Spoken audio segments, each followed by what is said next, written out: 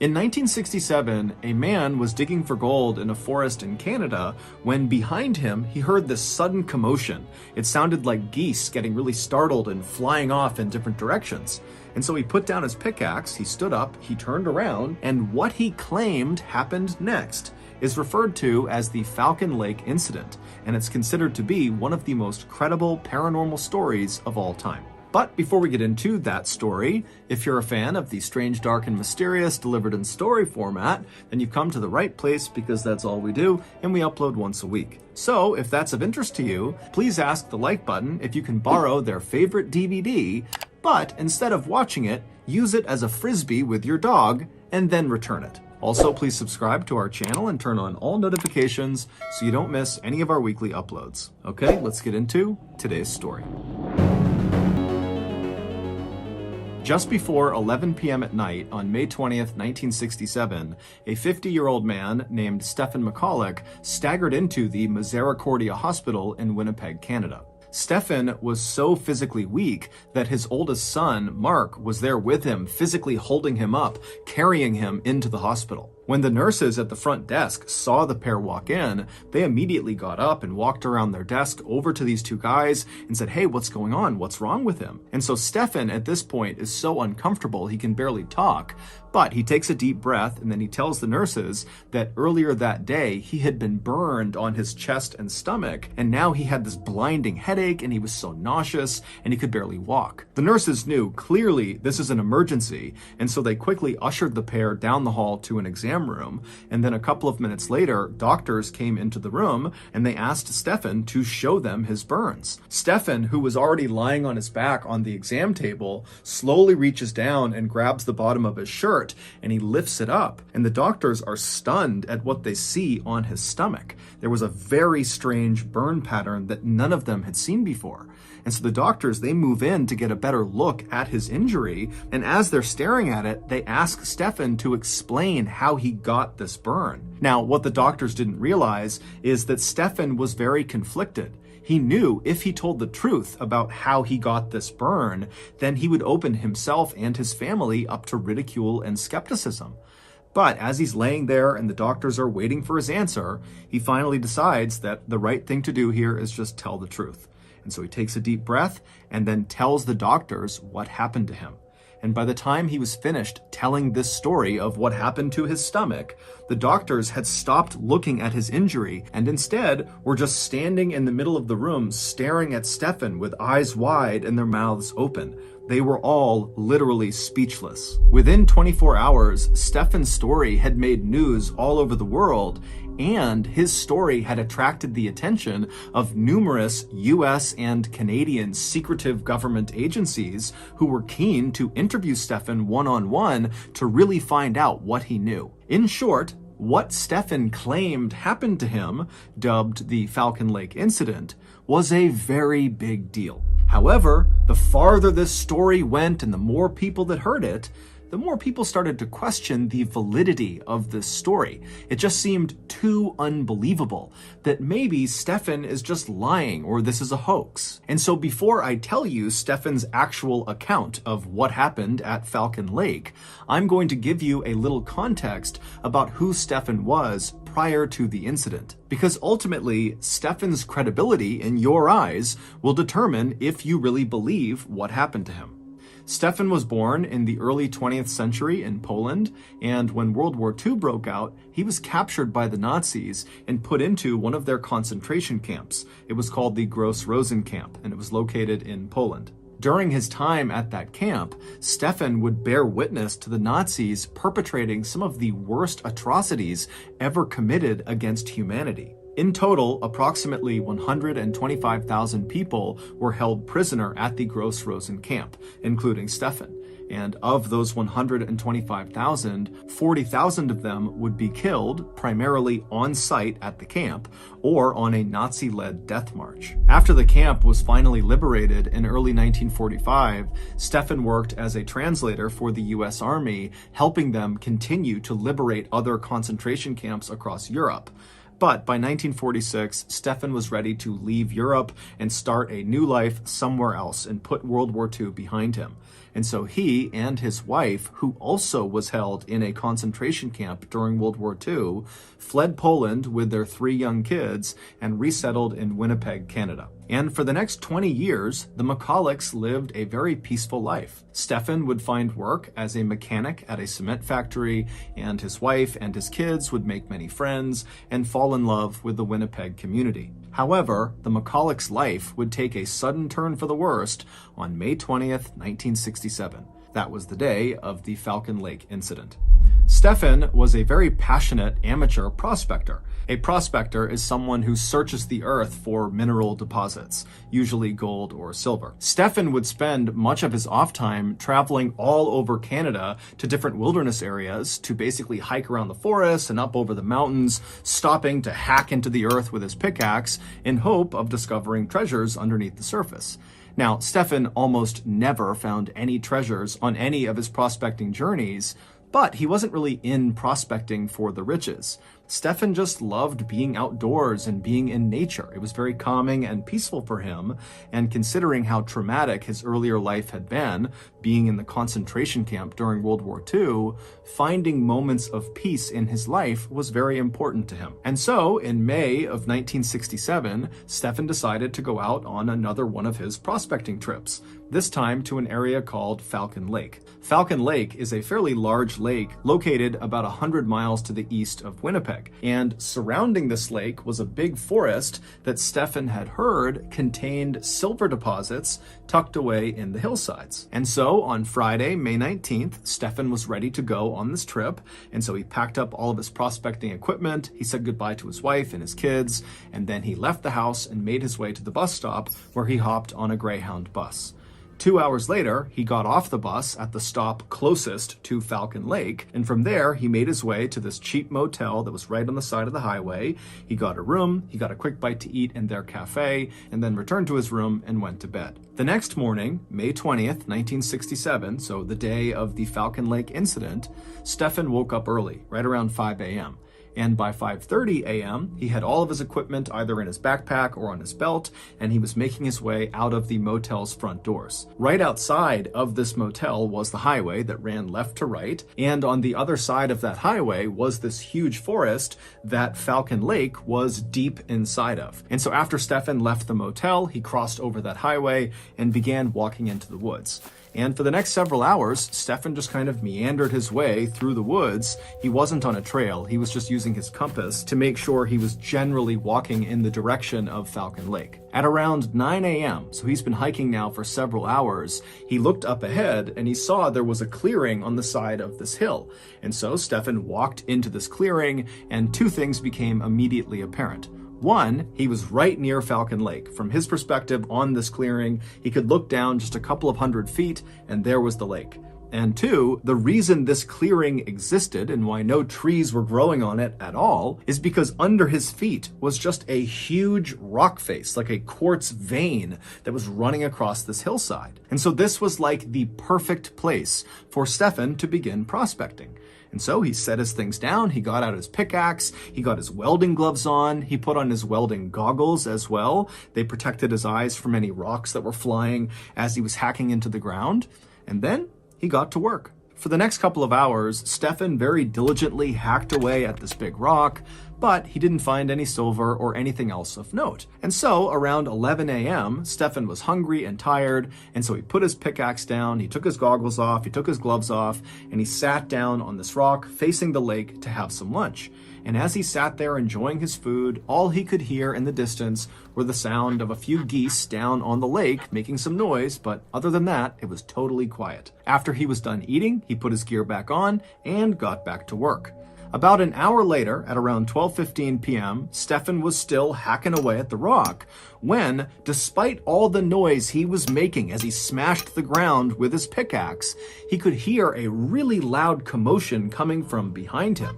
And it turned out when he stopped the pickaxe, the commotion sounded like geese honking and going wild. And so he dropped his pickaxe, he took his goggles, put them up on his forehead, and then he stood up and he turned around and he looked down towards the lake where he heard all these geese going crazy. And the first thing he noticed was there were some geese on the lake that appeared to be flying off in different directions like they had been startled. But what really immediately caught his attention was not the geese, but what had very likely startled the geese. And that was two bright, glowing red objects that were flying slowly across the lake towards him, kind of roughly over where the geese were.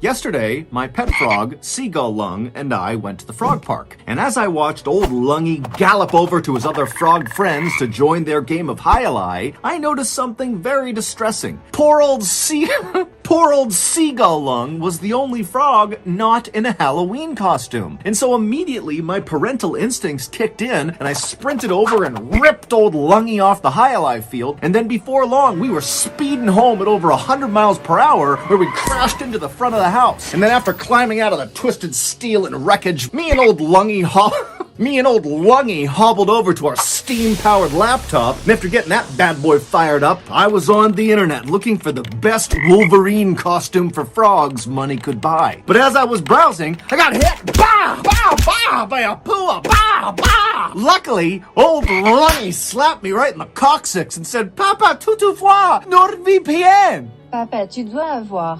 Papa, tu dois avoir. Papa, tu dois avoir NordVPN. Which, of course, in French means, Dad, we need to sign up for NordVPN. A VPN, or virtual private network, is a service that keeps you safe while you browse the internet. And NordVPN is the brand name in the space. Not only will NordVPN ensure all of your information stays safely behind their next generation wall of encryption, but also, most importantly, through their latest feature called Threat Protection, they will automatically block all those disgusting puas that keep preventing us from purchasing the best things in life, like Halloween costumes for frogs. So, be like me and old Lungy and sign up for NordVPN today. Right now, you can get a 2-year plan for a huge discount, plus 4 additional months for free when you go to nordvpn.com/Mr. Ballin. And it's risk-free with Nord's 30-day money-back guarantee. That's nordvpn.com/Mr. Ballin, or click the link in the description below. Okay, back to the story.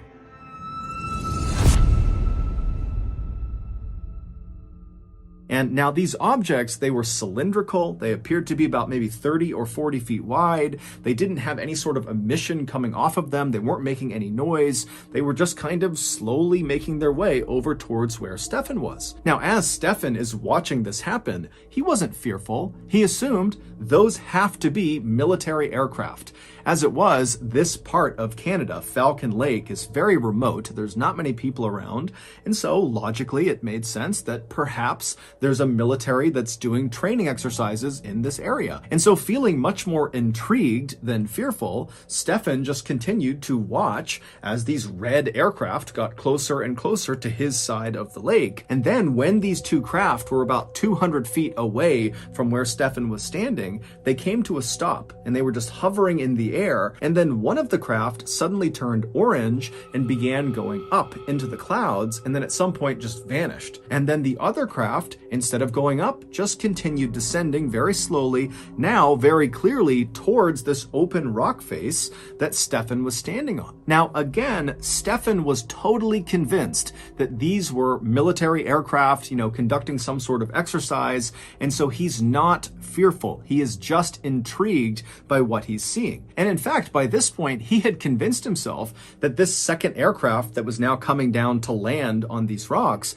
must have experienced some sort of issue, and they were landing in order to fix it. And Stefan even thought to himself, well, hey, I'm a mechanic. Maybe I can help the pilot or pilots with whatever's going on with their craft. Once the craft finally did touch down on the rocks about 150 feet away from Stefan, it changed colors from red to stainless steel with an orange glow around the outside of the aircraft, and inside of this craft, a really bright purple light came on that Stefan was only aware of because there was a couple of small holes on the outside of this craft where this purple light was coming through. But these little rays of purple light coming out of this craft were so bright that it actually was hard for Stefan to look directly at the craft.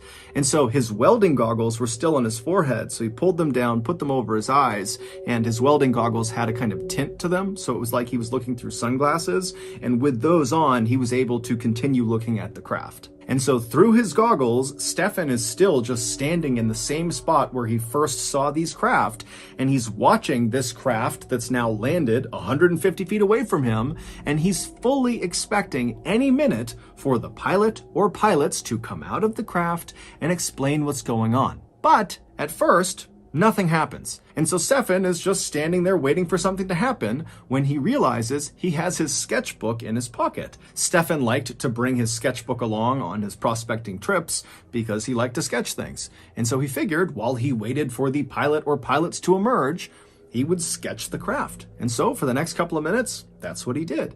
And then after he was done sketching it, he put his sketchbook away, and then really nothing happened for about another 30 minutes. He just stood there, and the craft remained motionless. But after about 30 minutes of the craft having landed, it opened. There was like a sliding door on the side of the craft facing Stefan, and it revealed the beautiful, bright purple interior of this craft.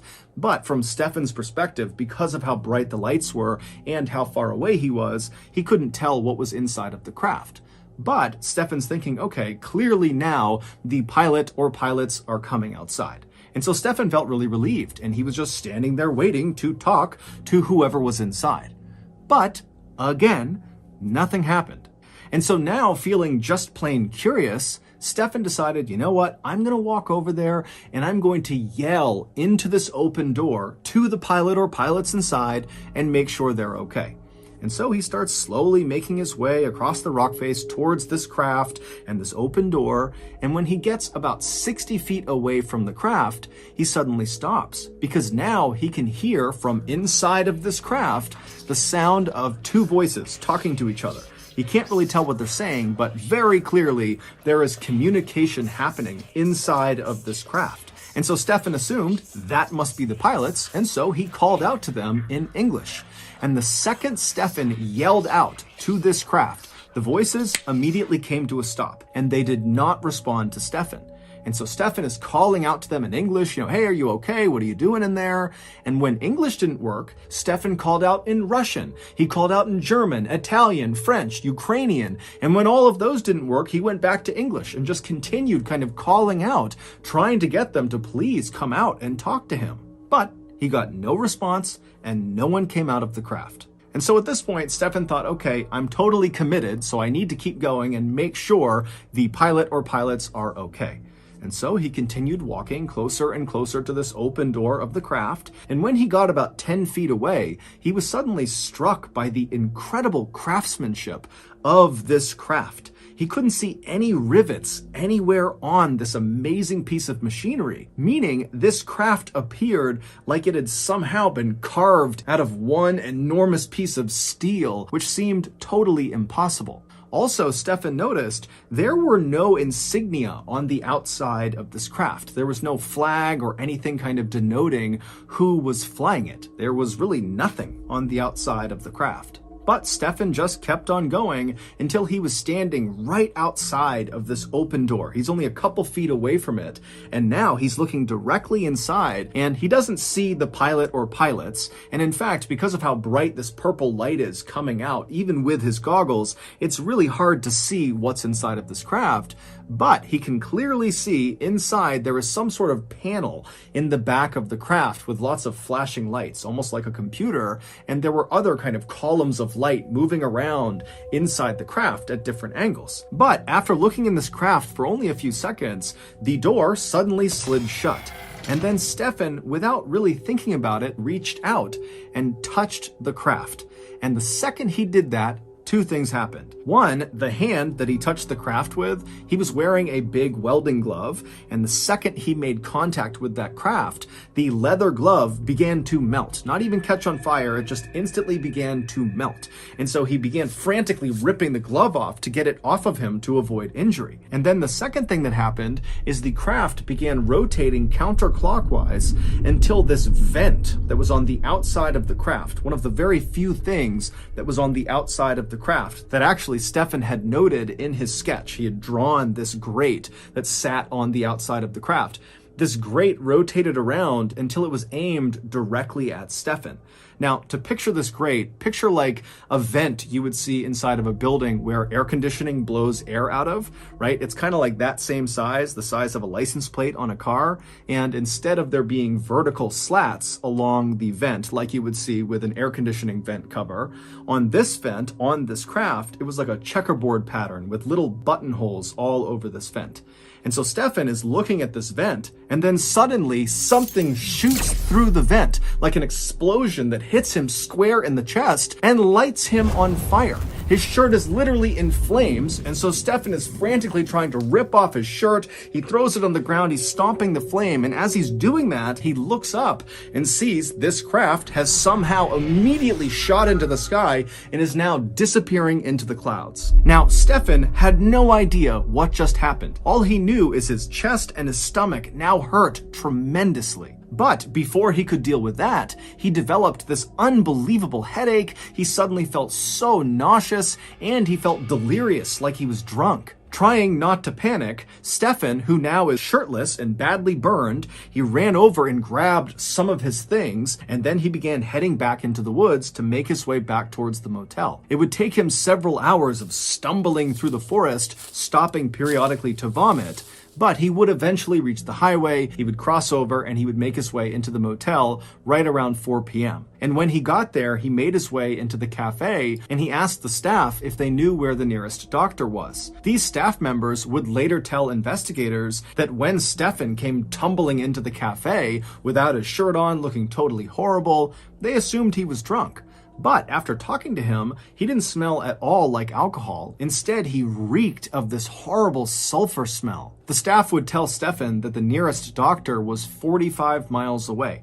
And so at this point, Stefan decided his best bet was actually to just get on a bus and go back to Winnipeg, where his family could take him to the nearest hospital. And so somehow, Stefan managed to make his way to the bus stop. He hopped on a Greyhound bus, he went to Winnipeg, and then his oldest son, Mark, met him at the bus stop and practically carried him into the hospital.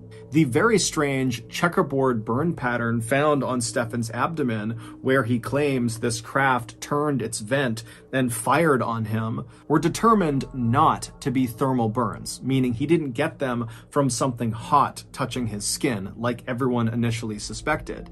Instead, they were determined to be chemical burns, but literally no one, doctors, scientists, government agencies, no one could figure out what chemical actually burned his skin.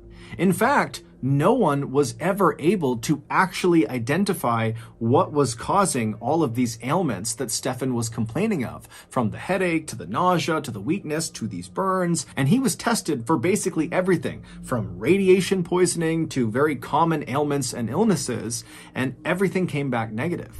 Experts would go out to Falcon Lake, to the area that Stefan described seeing this craft, and sure enough, they would find an open rock face, and right around the area that Stefan described was this circular burn pattern, as if something had been perched right there that shot some sort of exhaust into the ground, and the area around this landing site was determined to be highly radioactive, although it is assumed that the reason that area is radioactive is because there is a vein of radium that runs underneath the rocks near the area. However, what no one could explain away were the 3 identical pieces of what looked like metal, which actually turned out to be a very rare type of silver, that were located near this burn circle. Now, even though the Falcon Lake area was known apparently for having silver deposits up in the hillsides, this silver, these 3 pieces of silver, were not from the hillsides of Falcon Lake. This silver was heavily manufactured.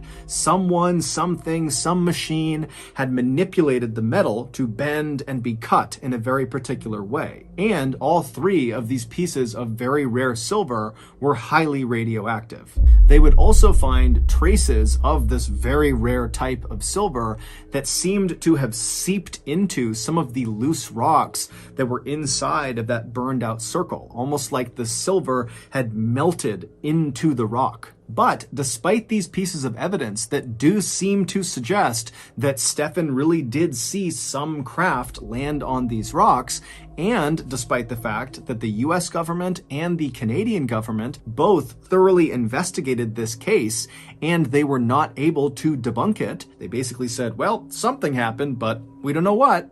Despite all of that, Stefan and his family's lives were forever upended after this incident. Stefan was ridiculed and accused of lying and of being crazy, and his kids were unfortunately bullied at school. Shortly before Stefan died in 1999 at the age of 83, he was asked if he regretted coming forward with this story. And he would say, yes, I wish I never told anyone. But he would also say, at the time, he really felt like he had a duty to tell the world about what happened. Stefan never changed his story, and he never came out and said, I think this craft came from another world, another planet, another universe. He just said, look, I think it was an experimental aircraft. That's it. He also never made a dime on this experience. If anything, he lost money because he paid to write a 40-page pamphlet that explained what happened to him, and then he left all these copies on his porch. So if news people showed up or if nosy neighbors showed up and had questions, he would just point to the stack of the books and say, take one and read it. So that's going to do it. If you got something out of today's episode and you haven't done this already, please ask the like button if you can borrow their favorite DVD, but instead of watching it, use it to play frisbee with your dog and then return it. Also, please subscribe to our channel and turn on all notifications so you don't miss any of our weekly uploads. We have a podcast called the Mr. Ballin Podcast that puts out brand new podcast exclusive episodes on Monday mornings, and on Thursday mornings, we upload the remastered audio of our best YouTube videos. Right now, that podcast is available on all platforms, but starting on November 1st of this year, 2022, the podcast is going to be exclusively available on Amazon Music. We have a registered 501c3 charitable organization called the Mr. Ballin Foundation that makes it as easy as possible for you to join me, my family, and my team in supporting those whose lives have been most impacted by violent and heinous crimes. Monthly donors to the Mr. Ballin Foundation Honor Them Society will receive free gifts and exclusive invites to special live events. But the real reward is helping to create a new ending to the story for victims of violent crime. Go to mrballin.foundation and click on Get Involved to join the Honor Them Society today. We also have 2 additional YouTube channels. One is called Mr. Ballin Shorts. The other is called Mr. Ballin en Espanol. We also put out near daily content on TikTok, Facebook, and Snapchat. All of those pages are just called Mr. Ballin. If you want to get in touch with me, please follow me on any major social media platform and then send me a direct message. My username on all platforms is just @Mr. Ballin, and I really do read the majority of my DMs. We also have some really cool merchandise, so head on over to shopmrballin.com to have a look. And if you have a story suggestion, please submit it to our subreddit just called Mr. Ballin. It's linked in the description below. So whether I see you on Twitter, Instagram, TikTok, Reddit, YouTube, Facebook, other YouTube channels, the podcast, wherever, just know that I really appreciate your support. And until next time, that's going to do it. See ya.